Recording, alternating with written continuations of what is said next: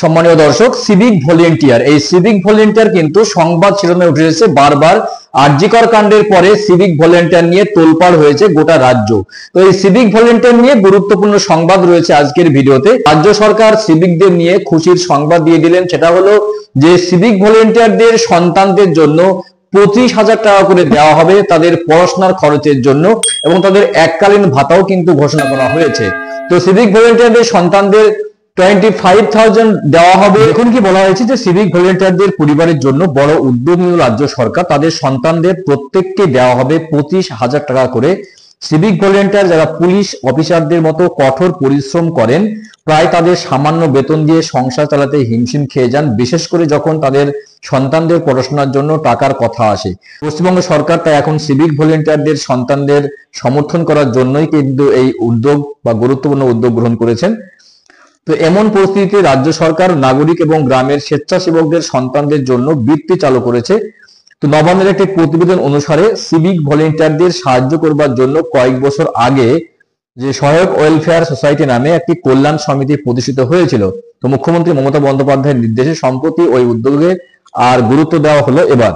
তো এবার দেখে নেব যে কোন লেভেলে কত টাকা করে পাবে। মাধ্যমিক উচ্চ মাধ্যমিক পড়ুয়াদের জন্য বৃত্তি, মাধ্যমিক উচ্চ মাধ্যমিক পরীক্ষায় উত্তীর্ণদের জন্য 2,000 টাকা থেকে 4,000 টাকা করে দেওয়া হবে শুধুমাত্র সিভিক ভলেন্টিয়ারদের সন্তানদের। কলেজ যারা পড়ুয়া রয়েছে, অর্থাৎ যারা কলেজে পড়বেন, তাদের জন্য রয়েছে 3,000 টাকা করে।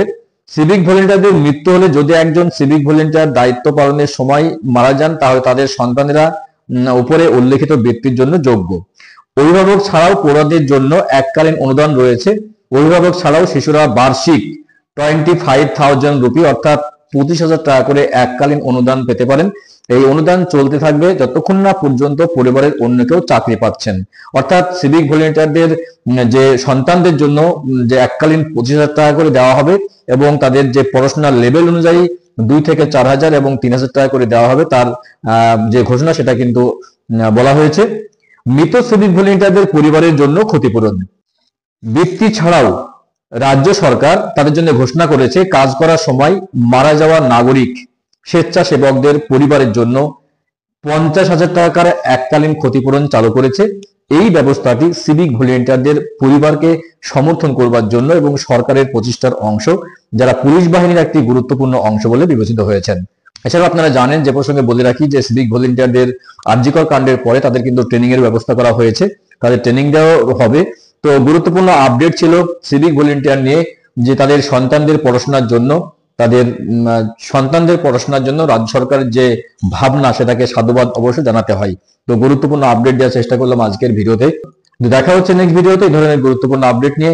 ভালো থাকবেন, সুস্থ থাকবেন। অসংখ্য অসংখ্য ধন্যবাদ।